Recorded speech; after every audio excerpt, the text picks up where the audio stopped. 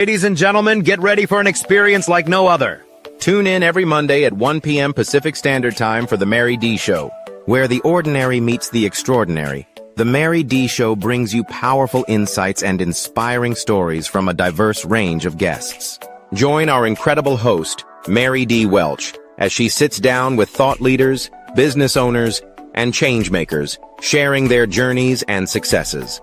From career professionals and entrepreneurs to educators and beauty advisors, Mary D. Welch interviews sports figures and health enthusiasts, offering a platform for extraordinary voices.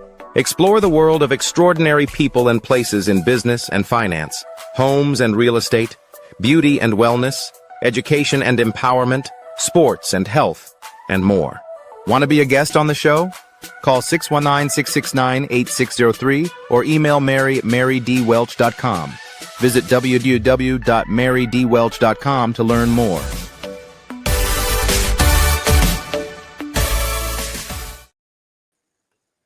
Hello, everybody, and welcome to the Mary D. Show.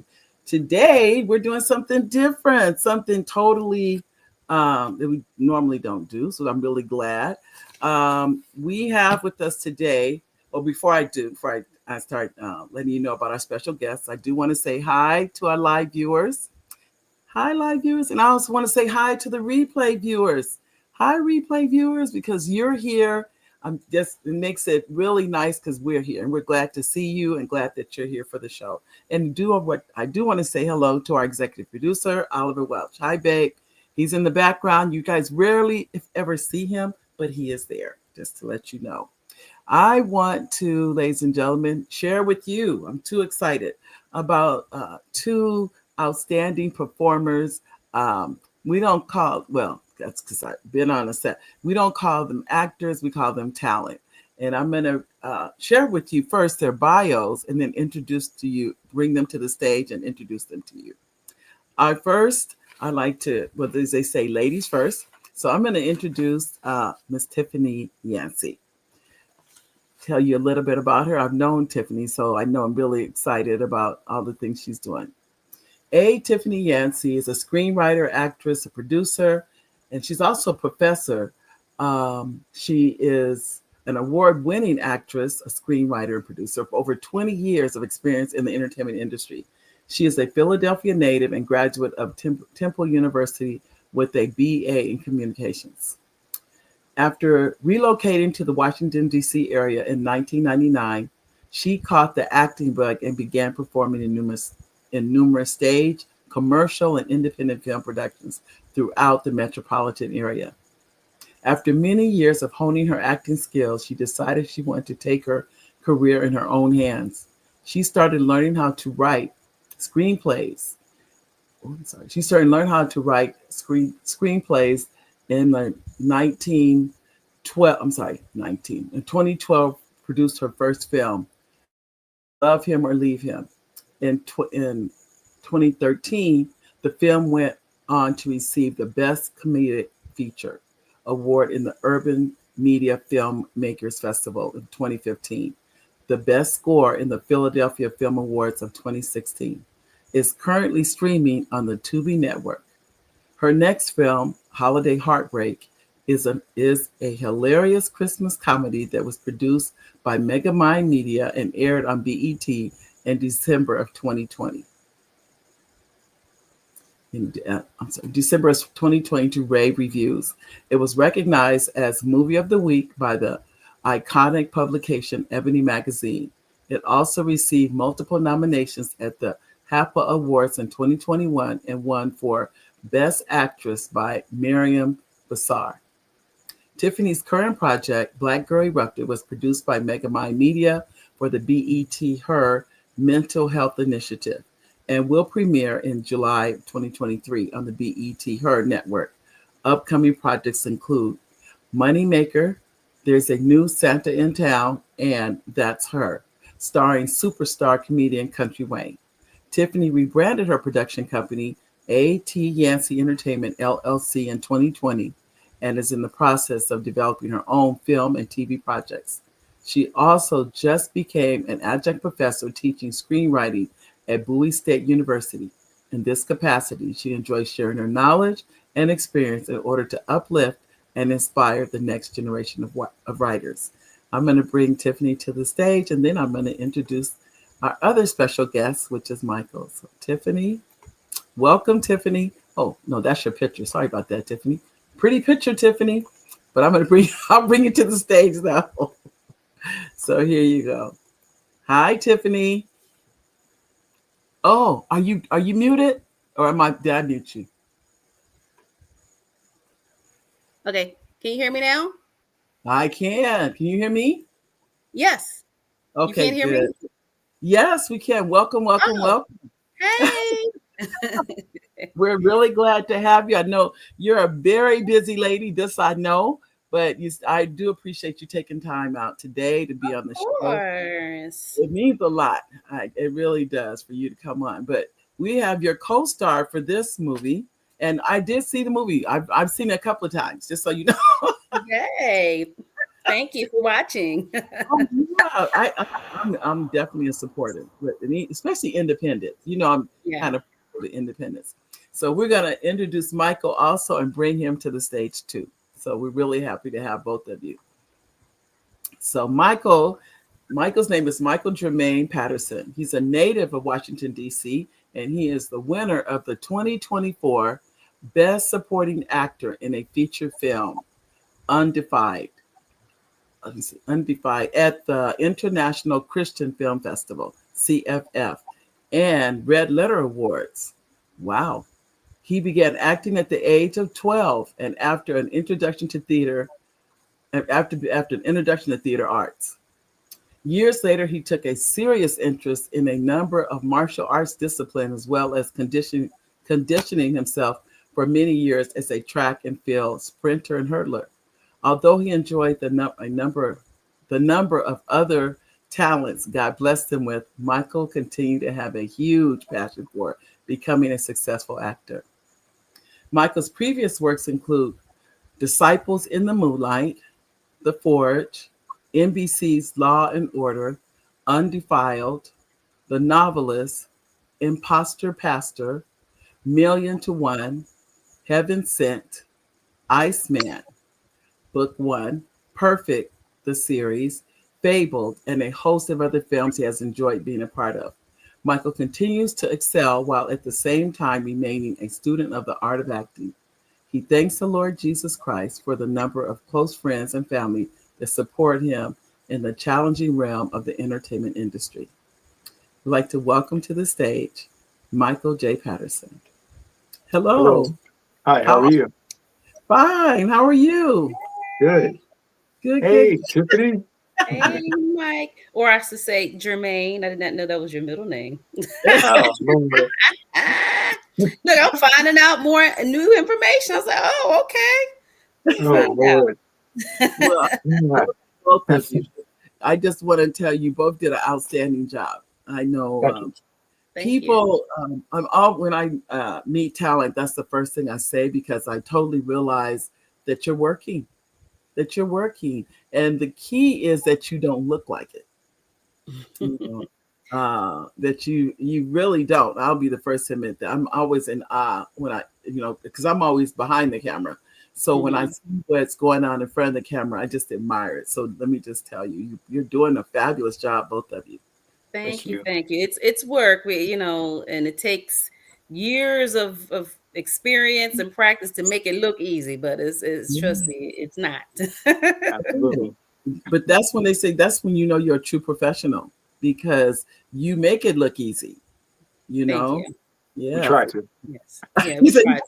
Yeah, and it doesn't hurt when you like your scene partner and there's good chemistry, and it's a lot of fun. So absolutely. It's definitely a lot of fun. So yeah. Well, no, I was watching it, and it was a scene where you walked away from the house, Michael, and you turned back, and she's calling the other guy, and I'm like, my heart was going out there. It's like, wow. Well, technically, she was calling her girlfriend. She wasn't really calling him, the other guy. It looked that way, but just saying. Okay. It didn't look that way, but I'll just say, what if you're saying this to girlfriend? I'm gonna go with that for sure. James didn't feel that though. He was like, "Oh no, you got to be kidding me, right?" Oh, yeah. Well, you know what he knew? He had competition. That's what he knew. That's true. He had competition for her though. But I might, and I guess my question for both of you could ask, what, like you said, Tiffany, you had the acting bug in college. Yeah, right after college, yes. Okay, but then Michael, you had it at 12. Yes, ma'am, I did. Theater. The Wizard of Oz was my first ever like performing arts. I guess theatrical performance, and it was fun. I was extremely shy. I played the role of the Wiz in the Wizard of Oz, and it was a lot of lines, and I did really well. Okay. And they told me this is something you should be doing for the rest of your life, and I say, really? And I took off from there. Wow. Yeah. Wow. That's awesome. That is awesome, just to know that. Because I guess that you felt like you did a good job also. I did. I got a lot of laughter back from the crowd, and my sixth grade teacher, who was the one that convinced me to do the role, she said, "You did so well." How when someone pours into you, that helps, especially at in the adolescence ages. So it's like I took off from there, and I was extremely grateful. And a lot of other individuals poured into me as I got older. From teenager to my 20s, my 30s, and so on and so forth. I always had someone pouring into me, and that's what I do as well to others that look up to me or want to know about the business of acting. Okay. It's a business. People don't always say that. We think about the entertainment side, but there's business. Oh, that yeah, goes, it's a grind. Yeah, that goes along with it. And I know Tiffany and I met in Maryland on the set of the BET initiatives. I think we were on. Yeah. I think, was that when we first started? Yeah, we first met. Yep. I was Yep. working on this below the line. Yeah, we always working, behind the scenes. I don't know if was what project that was. The shorts I was was one of the shorts. because I did the pink fight. I was on that set. Okay, And yeah. I did the other one where the mother was. It was about weight.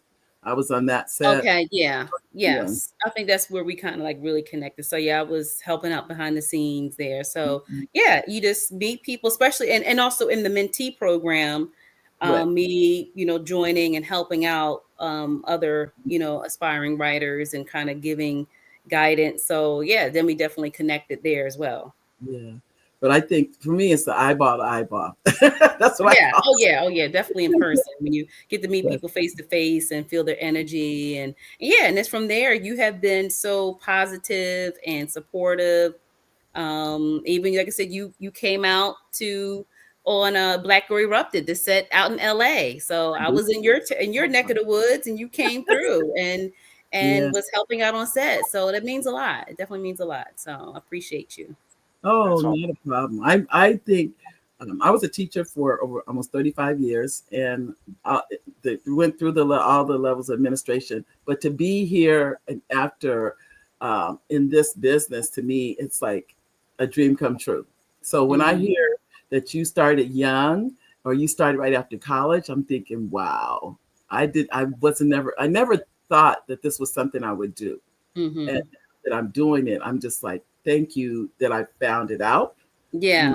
Later in life, but still Yeah. able It's to still, yeah. And when you find it, it's just like, even with me, I was in my kind of like my early to mid 20s, and I had relocated from Philly to the DC area. I was working a regular 9 to 5, and I was like, I'm missing something. I know that I have something else, some other purpose, and I'm just like, this is just a 9 to 5. Like, okay, that's cool. It pays my bills, but it wasn't fulfilling. So that's when I started venturing out, and I was like, well, you know what? I always wanted to be like in a play, and I just started going on auditions, doing theater in the DC area, and that's when it was just like, oh, I really like this. So it was evenings, weekends, doing rehearsals, auditions, acting classes. So yeah, that's when I had jumped, all in my mid 20s.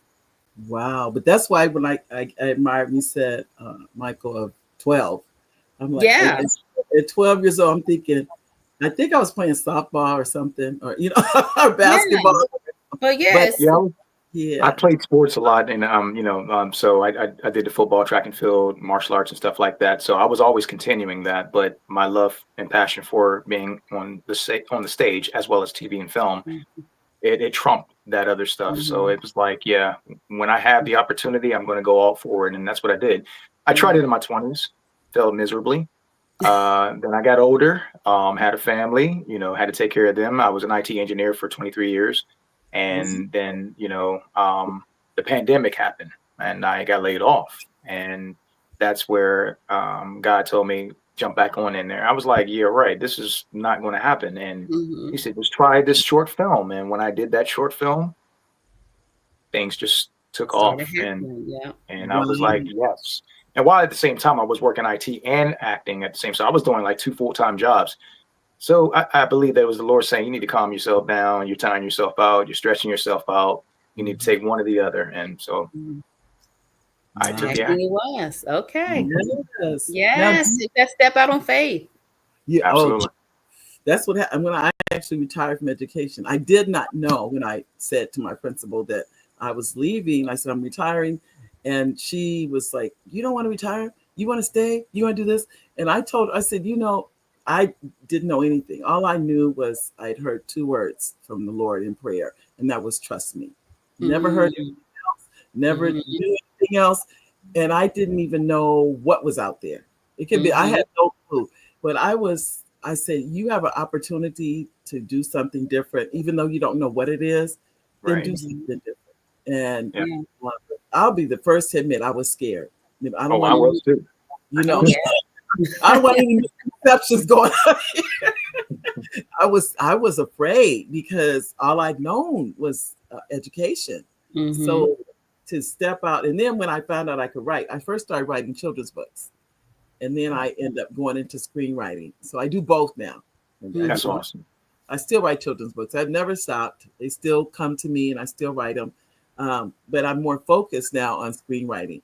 I've shared with Tiffany. One of these days, I'm going to get my film. It'll be on. You're going to get it. It's coming. It's coming. Yep. Don't give up hope. It's coming. Keep. I have right time. But you do. I'll tell anybody listening. You do sometimes wonder if you're going the right. I think that's part of it though. Questioning, am I going the right path? Is this where I should be? It's not happening fast enough. All of that, I think, is part of the journey. Yeah, absolutely. Yeah. It's part of the journey, part of the process. You got to trust the process. It's preparing you for that next thing that's going to happen. So now, before I would, feel the same way, and I'm like, oh my God, is this going to happen? It's taking forever. I don't know. And I was like, you know what? Just trust it. Just enjoy embracing all the ups and downs because it's preparing you for that next level. So now when things happen, I know this is just preparation for what's going to happen next. So I just kind of go with it. All right. Well, I don't know too. Do you write also, Michael? Well, I'm trying to. I'm a novice. I'm very green at it. I'm very good with storyboarding, and I'm good with outlining and putting down the ideas. So it's like I got to get over that hump where it's like, Mike, don't be too embarrassed when you give your script to someone and they just destroy it. Like, no, this is wrong. And that's what I'm scared of, is when I hear the feedback. So I'm almost there. I have a short film that I want to do based on adoption. And then I have a science fiction film that has a feature film. And, sci-fi is extremely hard. It has to make sense. And then, of course, for the pre and post production, you got to have the money for that. So it's like, or it's going to be really corny. So it's like, it's a passion project right now that I do take serious, but we'll see. We'll see what happens. Baby steps. I told you, Mike, when you got your short film written out, just send it to me. I'll look it over. Yeah. Yeah, you want to tear it up and send it back to me? I'm not going to tear it up. I will not. You know what that is. I'm gonna tell you. And Tiffany is good at it. I'm gonna be honest. She's very good because I've sent scripts to her. I've sent treatments to her, and she's kind when she does it. Just know that she's not just gonna tear it up. Yeah, come on. I'm not, Mike. You know, I'm not gonna beat you up. It's gonna be Just don't throw the Ray Nell on me. You know what I'm saying? I'm not gonna throw the Ray Nell on you. Not Ray. No, good, and she'll say, you know, and she'll even let you know. Is it, you know, if you have something good, she'll tell you that. If it needs work, she'll tell you. She's a good person to work with. Let me just say that. I've worked with Tiffany. She is excellent. No, you are. I'm saying that from the bottom of my heart because I've sent, you know, different ones to you, and you've been very kind about sending me notes. Yeah. So I think that's what it is. You know what it is, Mike. You know what you can do in the acting realm, but you're not worried about that. But when you go in the writing realm,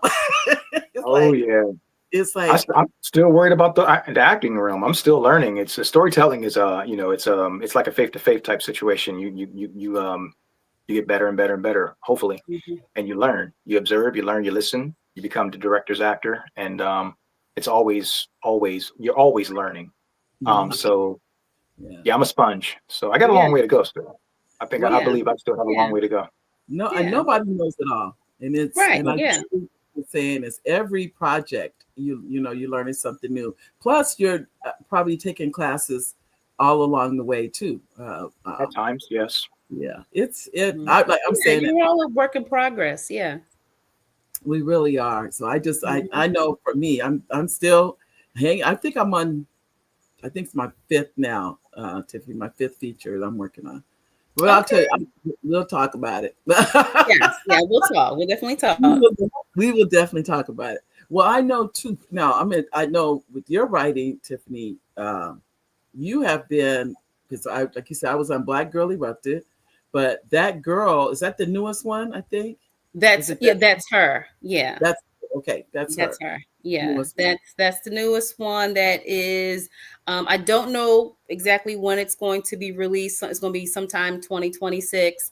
But that was a film that it's Country Wayne's concept, his idea.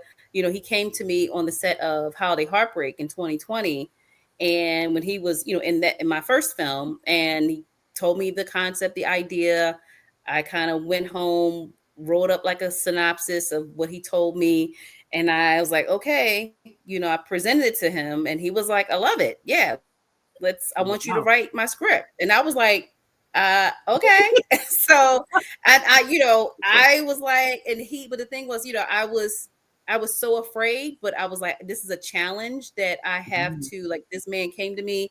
He sees something in me and my talent and believe that I can get this story that he wanted to tell down on paper. So I was like, okay, I'm going to do it and figure it out. And I knew I could do it, but again, it's just that fear, you know, because like, I was like, I only did one movie. I don't know about, you know, it was a lot of pressure, but I'm happy I moved forward and I didn't back down. And here we are 5 years later. We shot it last year and I believe it's in post-production. He's shopping it around at this point. And so we don't know what platform it's going to be on or if it's going to be a theatrical release. They're still working it out. So as soon as I know something, y'all know something. But this is a big project of his. He's the star.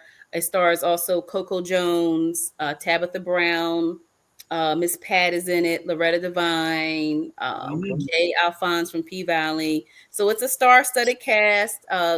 It's kind of like a modern day, I would say, Boomerang. He plays like the playboy who kind of falls for the executive and the temp, and he's trying to figure out which one he wants to, you know. I look forward to seeing that. I know. Yeah, so it's definitely, it was a great experience, and it just told me that, okay, you just have to, like I said, trust the process. This was lots and lots of rewrites and waiting, and not constantly, but I was writing, doing notes, and it was a process that took, you know, years.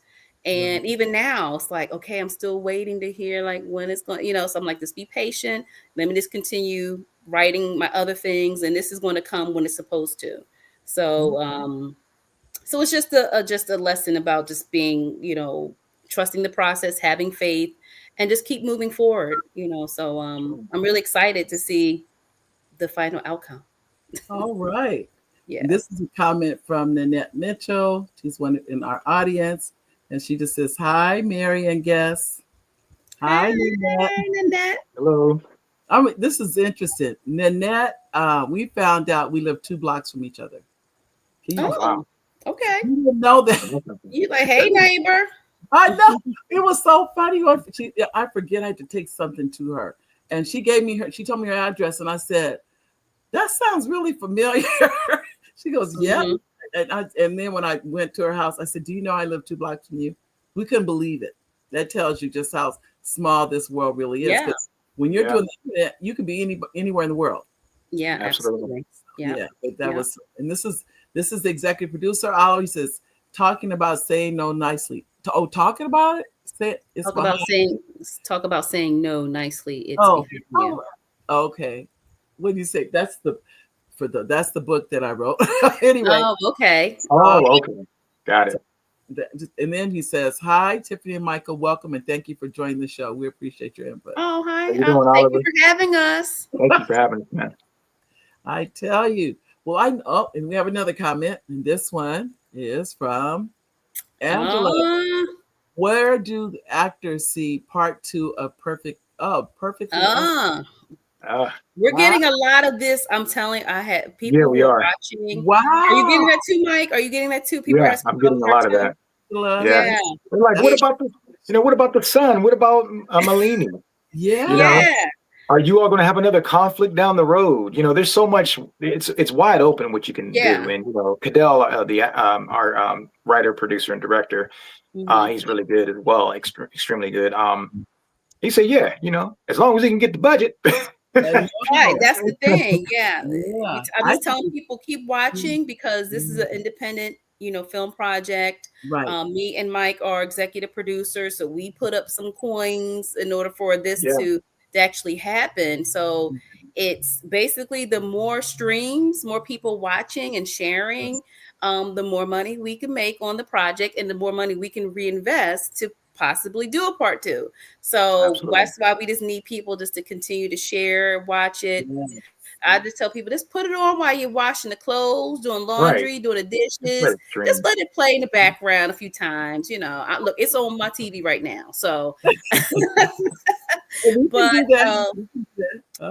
that's a part of independent filmmaking. But it makes me feel good that people want more, though.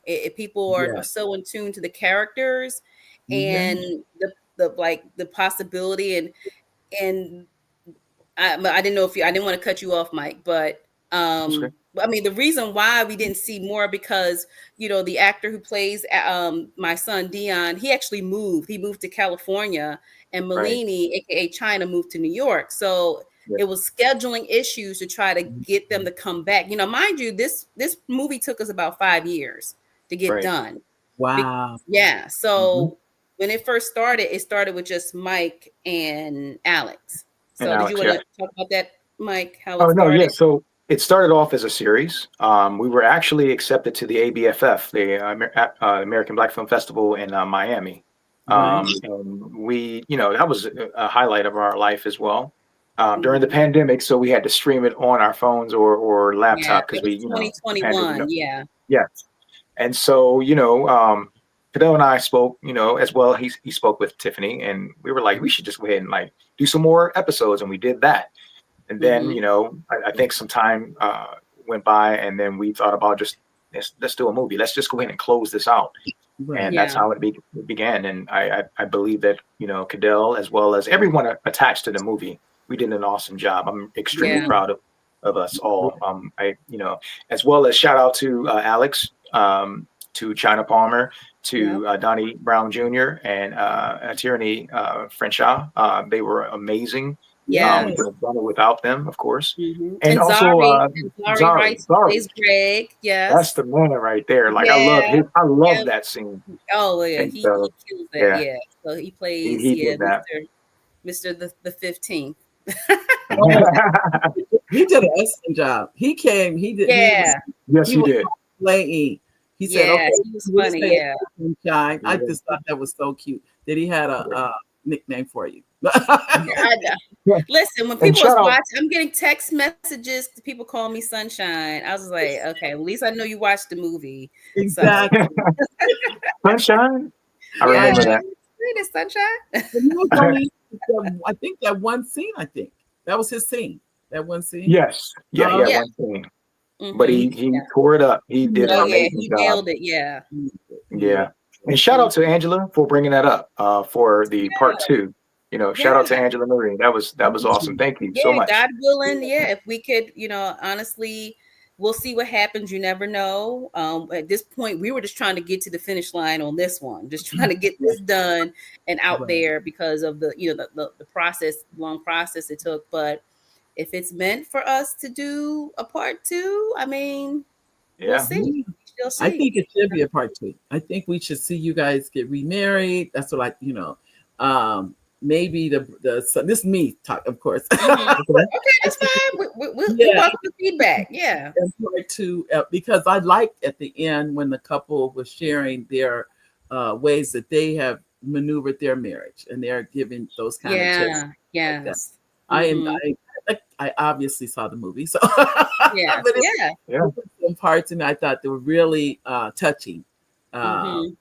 And I enjoyed it though. So I think when she said, and thank you for that, Angela, for that comment of, is there going to be a part 2? Which is saying too that she saw it too. So it's definitely a connection. Oh yeah. Without a doubt. Oh, It's definitely a absolutely. so we're gonna and we're getting some great feedback, and we were honestly, I was a little, apprehensive because of, Tubi has a certain audience and they like to see certain things, and this is very, PG-13, I guess you can say. And they're, with Tubi audience, they want drugs and killing and cussing and this and that, whatever, and this is not that. So we were kind of like, well, I hope that the Tubi audience is going to appreciate what we're bringing, and so far it's we're getting some great feedback, and the numbers are showing. Yeah, people are watching and sharing. They really are.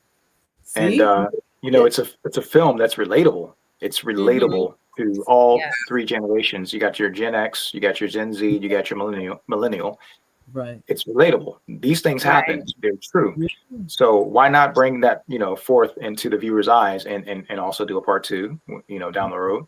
But we need more films like this. We need more films with father-son dynamics as well. That was another reason why I was so gung-ho about the film when it was a series. Basically, it was because of the father-son dynamic. We need more of that. It empowers sons that are growing up, listening to their fathers. It makes the world better, actually, when it comes to the father-son being a positive, great relationship. And we don't see a lot of that. We are getting better, but we don't see a lot of that in the film industry. We need more of that. So absolutely. Yeah. Shout out to Cadell Cook, our writer director. This was his vision, and and once me and Mike, got a hold of it, we were like, oh yeah, we're all in. And that's why I was like, yeah, whatever we need to do to create some more episodes, or things happen, but I was like, let's try to keep this going to it just wasn't over after, even though with the time scheduling with our other co-stars, me and Mike was like, well, we're still on board. Let's try to do what we can do on our end to keep it going. And because the narrative is that important, because we don't see, like I said, the father-son perspective. And again, seeing, the 2 generations of, relationships from the, the husband, wife, and then the son. And so, again, this is important storytelling. And when it came to that, I was like, well, let's do whatever we can to continue going and get it out there. No, I enjoyed it. I think, and I definitely agree, we need more. I really, the scene where the father is talking to the son, who's really talking to himself, but letting him know how he was feeling. And the son, still says, "I'm not you, and she's not mom." So those dynamics, it was really because that's real. Like a lot of parents are always projecting what happened to them onto their children. And again, it's like a generation. This is like and stuff. So it's like stuff is, our parents projected stuff from what they've been through onto us. And, and it's like, again, it's a continuous cycle. So it's like, all right, let's break that cycle and go in a different direction. Right. Hey, Tiffany. So I think that we should have given a credit to an unsung hero on the film. And it was that pan that I kept washing. You were washing that pan for like 20 minutes. I was taking it out on him, wasn't I? We should have had the pan in the credits, because that pan was, right. Yes. No, I didn't. That was a distraction. That's all I thought it was. I said, because you're in your mind, to me, all you were thinking of was you and which is your ex-wife at this time during that point. Mm-hmm. And it had nothing to do with that to me. Yeah. It had nothing to do with that. It's just that you need something to distract from being so focused on your son. And it was needed. Yeah. It was. I just brought it up because just a little humor, but at the same time, it was something, a conversation starter that he was like so zoned in for explaining himself.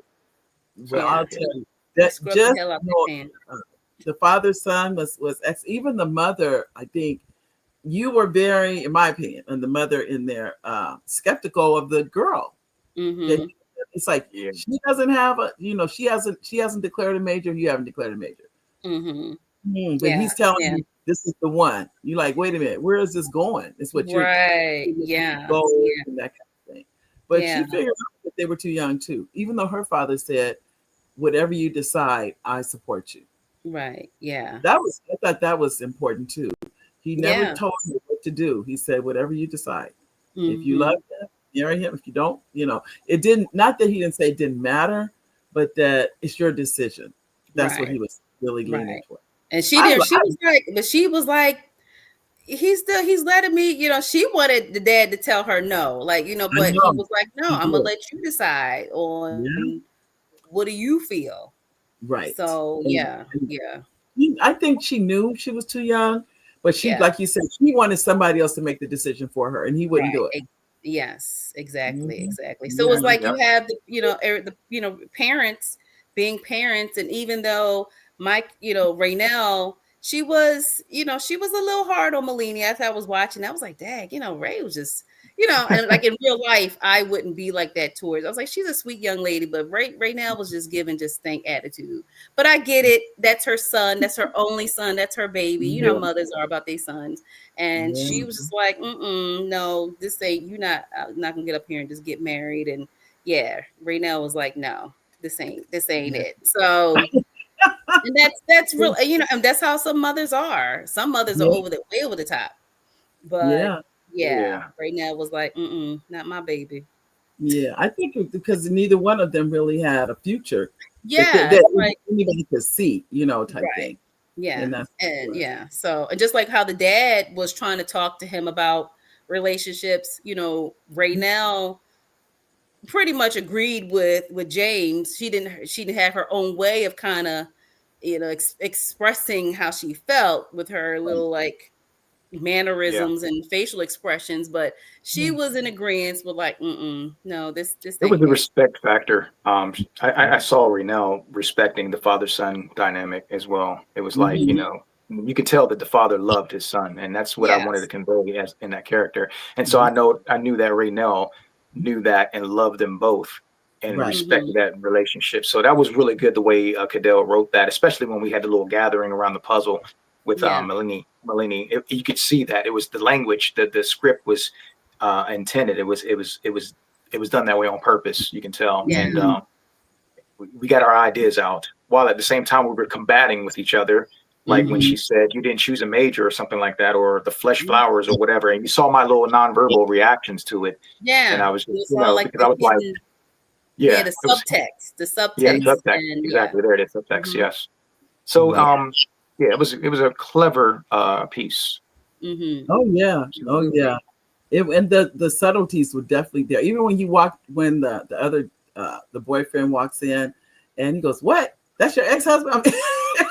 And then he asked you to stay upstairs and you came downstairs. I said, Tell me he didn't come downstairs because he knew that man was in there. I was telling. Hey, James had to find out. He had to know Yeah, hold James up. was like, I'm trying to get back with my wife. He hear a Who's man's this voice dude? downstairs. Oh yeah, I was like, oh, dang it, right now. Her and her schedule. Well, we have Elaine. Hi, Elaine. She says, hearing these intricacies makes perfectly us so interesting. You have to see it, Elaine. It's really good. Yes, go watch it. And yes, and we would love to hear your feedback on it. Again, it was just, it's not, it's not your, like, everything was like spot on. Everything is in the dialogue, and it's in, and that's how real life is. Like when when you're talking to people don't always just speak directly. They kind of talk in hidden code and little messages and mannerisms and different things of that sort, because they don't want to just put it all the way out there, but they'll hint at it in like I said, in subtleties in the subtext. So right. But that was another reason why I really loved Cadell's writing and directing of this project, because of the dialogue. All right. Well, I'm telling the audience, so the audience will know. You can go to Tubi. It is streaming right now. All you have to do, if you don't already have Tubi, I think you can download the app. Yes, absolutely. It's free.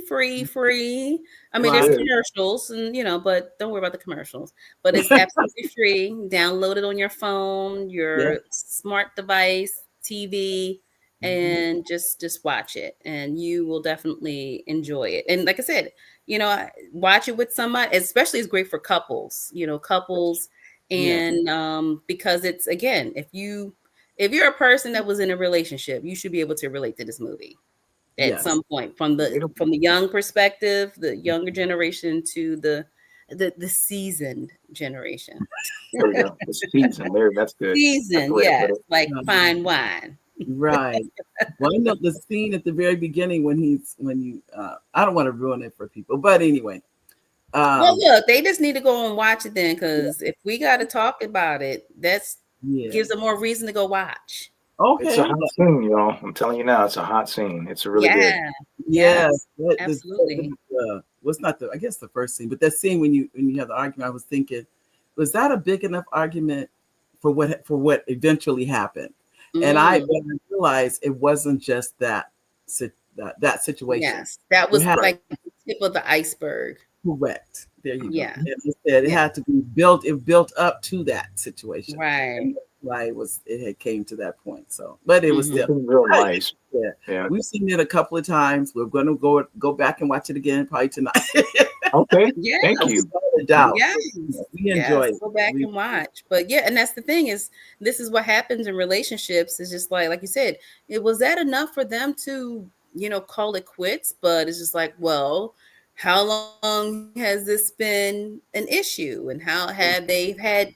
And I mean, clearly there were issues. I mean, he brought up Malik and threw it up in my face, That was another. So, so look, that wasn't just that wasn't the only issue that happened, apparently. So, what was that? What did you say, Mike? A lot of tit for tat, like back and forth. People, I got one on my column, you got one on yours, and then it's real life. It's real life. And like when I watched that scene, even though I've seen it, a couple times, it's just that part where James gets up, goes to the kitchen, kind of get a little drink. He got to regroup, and he's like looking over at her, like, "Okay, I got something for you." And he takes a little drink. Days are like, then he come back. Then it's just like, I mean, I was like, that part, just like the look on his face, just makes me laugh, because like. He's I try to put my Ike Turner face on. Yeah, he was all like, that's all right. I'm going. I'm sorry. I'm going for the jugular. I don't care. And he took that little drink and let me have it. Well, he knew what to me in that scene, that he knew what word would trigger you. Yeah. Right. Yeah. That's what he did. He knew. Like you said, it was tit for tat. Yeah.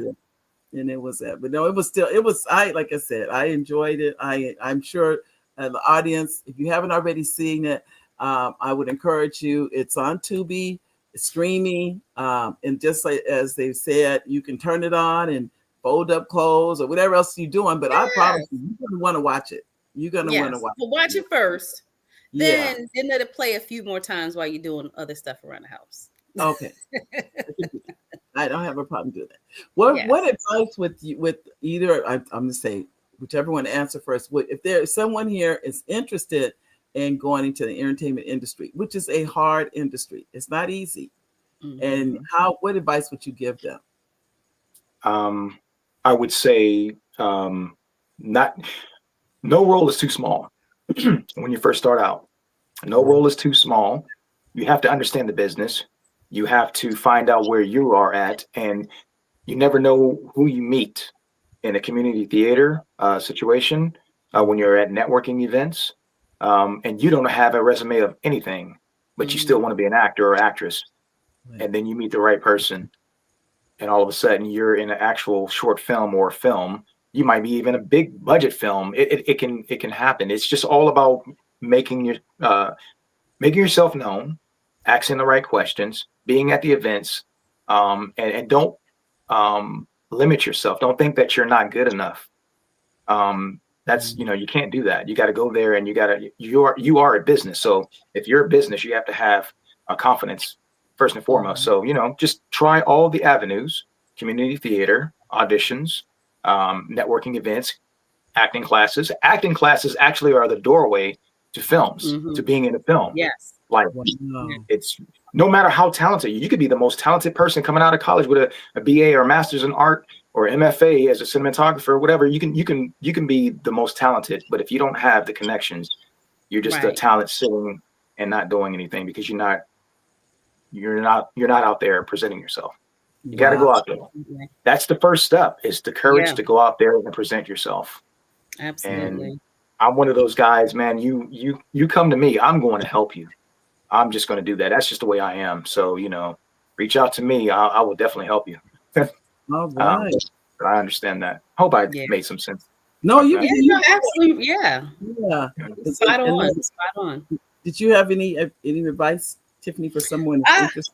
Yeah, I mean, just everything that Mike said. This is a business. It's a grind, and with that being said, you have to love doing this. You have to, because and people need to curb their expectations, because stuff doesn't happen overnight. Me and Mike have been doing this. He's been doing this since childhood. I've been doing this over 20-something years, and we're still just scratching the surface of our potential. Absolutely. So this is years. It's a marathon, not a sprint. So you need to be doing this because you actually love doing this. Don't do this for the fame, and don't do this for the money, because neither one's gonna come right away. Eventually, if you stay at it, eventually it will happen. Right. But it's not going to come right away. You're going to go through, it's going to be blood, sweat, and tears. You're going to be broke. You're going to be, you're going to be going through the ups and downs. So how dedicated are you to this craft? Because this is a craft, and you have to hone your skills. You have to study. You have to practice. You got to network. This is a business. And like with anything, just like if you want to become a professional NBA player or whatever, you got to practice. You're not going to just wake up one day, now you're going to win the championship. Nope. You got to put in the work. So that's why I want to, put in that work. So this is not an overnight business. And people see the end results. They see the red carpet. They see the glitz and the glam. Yeah, that comes after you didn't cried and spent all your money in your account to, it's hard work, but you have to love it. You have to really love it. So that's my biggest thing is, I need to curb people's expectations, and because you meet people who want stuff to happen like that, and it doesn't work that way. So put in the work. Just put in the work, and everything else will come. Trust me, it will come. But you have to take those steps. Don't talk about it, be about it. All right. Yeah, and the overnight success, an overnight success is 10 to 12 years. So just keep that in mind. Just, just literally minimum. 10 to 12 years. That's minimum. Yeah. Yeah, seriously. So, but again, if you're doing something that you love to do, It doesn't even feel, don't count the time and the years, and just look at like, okay, I'm doing some real work. I'm doing stage, I'm doing theater, I'm meeting other like-minded thespians and creatives, and going to festivals. Like, this should just be your lifestyle. This is just something that you do as a part of your everyday. So like, I live, breathe, this is my life. So I don't look at like, okay, well, when's it going to happen? Right now, it's happening for me now. I'm doing something I love to do, and I'm meeting some dope creatives, and I'm getting to work and talk and create content and creating Black stories that need to be told. This is success to me. Yes, I'm not. The bank account could do some more work. It's coming, but it's all right. It's coming. But at the end of the day, I'm looking at what we created, what people are watching, and it's we're putting stuff out in the world that's positive. So that's a blessing right there. It is. Absolutely. It is. And I like to add one last thing. What my acting coach would always say, my acting coach, Cheryl Felicia Rhodes. I'm sorry, she's gonna be mad at me. I tore her name up. The audition is always ongoing. The audition is always ongoing. That means when you are the lead actor on a set, you are a business. The way you represent your business on set, even if you're the lead and people don't feel or vibe with you, after you've done that role, you can limit yourself. So the audition is always ongoing when you're on set, when you're in auditioning, when you're even an extra, you're on set, whatever, everywhere you go, make sure you're always aware that the audition is always ongoing. People are looking at you. The entertainment business is very small. Everybody knows everyone. Yeah. It may seem like it's vast, but it's not. Everyone will find out about you. Yeah. So make sure that you present yourself. Make sure that you understand that the audition is always going on for you. Yeah, always. Even if you're an A-lister, it doesn't matter who you are. You can be A-list to Z-list. The audition is always going on. Yeah, so that's very important. Absolutely. And can I add one more thing? Yes. Sorry. Look, Mike, look, we over here like going back to back. But another thing too is, as actors or any creative, don't wait on permission. Just like we didn't wait to get this project going, we invested in ourselves. So if you're an actor, you can be the star of your own project. Like you said, find somebody that can write a script for you, or you learn how to write a script. I always tell people, learn how to write a script. Get somebody who, and now we're in the day and age, you can shoot stuff on your phone. You can put it up on YouTube. So it's different. We're in a different time. So you can make success can come a lot faster, honestly, because of the access that we have to an audience. So it's just a matter of you thinking outside the box and thinking, and executing outside the box. So I just want to make sure I said that part. This is what I often tell people: there are no more barriers to entry. There aren't anymore. Yeah. This show is telling you, this is no different. I've actually shared this with people. This is no different than when Oprah was on TV. This is worldwide. Anybody can watch it anytime. Yeah, what you doing? Yes. Same thing. And then, but you have. I say, I don't think you have to have an iPhone. I have an iPhone, but so many people are shooting with iPhones now till that's become like the norm almost. People are doing. They're making movies. They're making whatever they have to do. Yeah, the technology is just, stuff is 4K on your phone. So the main thing is that long as you are creating, it's about a story. What's the story? Like the audience wants a story. They want good characters. They want something that is going to keep them intrigued. And if you can capture their attention and consistently, tune in, you got something there. So, we're in a different time. So honestly, there's really no excuse not to get out here and create something. Yeah, you are the barrier. You are the barrier. If it comes down to it, you are the barrier. So move that barrier out in front of you and go out there and make it happen. Yeah. And I'm like saying, I'll be the first to admit, I never in my wildest dreams ever thought I would be writing a movie. That was never in my even thought of that. It's like me either. But and here I am now writing features, Yeah. and I'm just like, wow, I'm in awe because of taking the classes and learning. And I always tell Tiffany about how I cannot tell you how many times we've seen Holiday Heartbreak. I cannot tell you it's that many. Seriously, I'm not kidding, because that's how much we like it. But that's telling you. When I was telling my husband, I know the writer. He goes, you know the writer of that. So, it's really becomes with no matter what, you're putting people on pedestals because I'm watching your creativity. Yeah. I actually say I've seen your creativity and now seen your work, because I'm trying to think. I think this may be this only project I think I've seen you in was this one that I can recall. As an actress? Mm-hmm. Yeah. And that's what I was like, I started my career as an actress, like I said, years ago, and doing stage and things of that sort. But the writing career took over. So the past few years have been strictly about me. Okay, let me just focus on really honing my writing and learning about that part. But that little bug was still there. Like, okay, hello, I'm still here. So it was, and that's honest. That is why I started writing, because I wanted to write the stuff I wanted to star in. I got tired of going on auditions and being rejected. So that is why I started writing, because I was like, well, I'm just going to write the stuff that I want to act in. I'm not going to wait on anybody to give me that opportunity. So really, I just started writing because of that.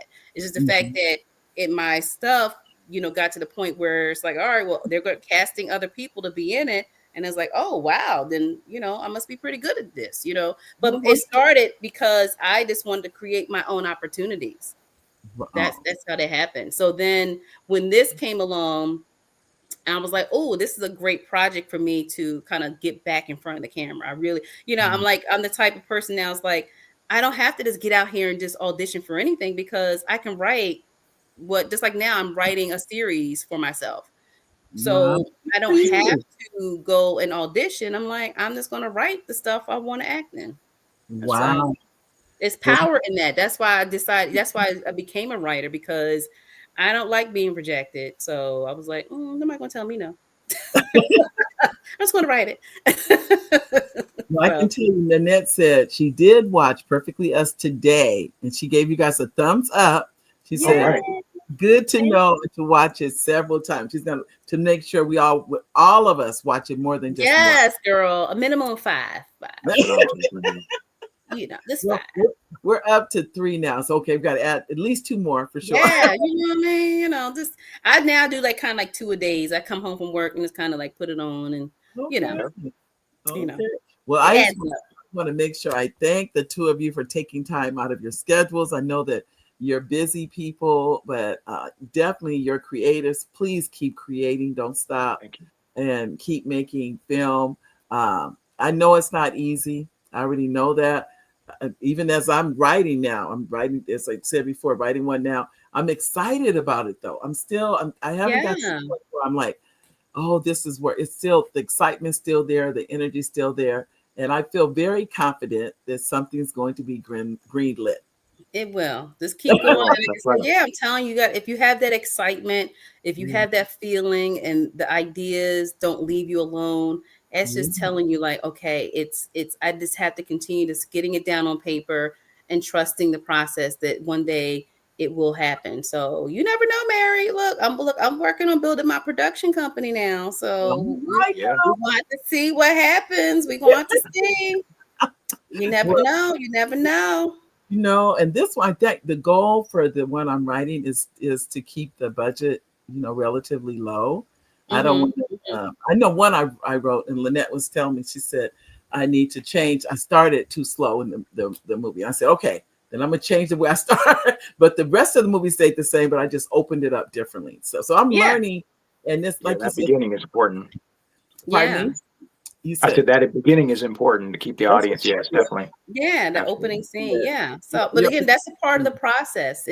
You're going to rewrite it until it gets to that point where it's like, okay, now it's ready to go. It's ready to be, go to the next level. So just don't give up. Keep going. Well, you know for sure, because I'll be running it by you. Okay, well, let me know. I'm telling you, and I don't do that for everybody. So, but You know, Mary, you have been I'm telling you, such a huge supporter of whatever I do, and always so positive. And, you know, so that means a lot, especially in this business where everybody doesn't always, you know, people say they're happy for you, but they don't, you know, but you always are, you know, solid when it comes to supporting. So I just want to say thank you for doing that. I appreciate that.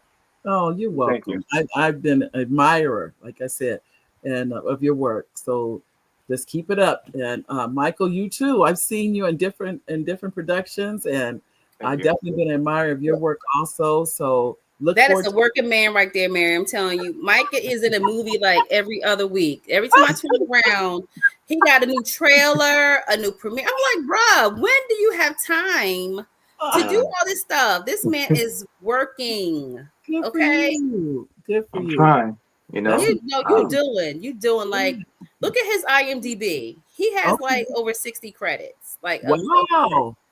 yes, pull it. And I was like, dang, Mike out here getting it, all these credits, and he's so humble, and he's such a professional, such a gentleman. So I definitely want to give accolades to him, because working with him was it was awesome, because he was Tiffany.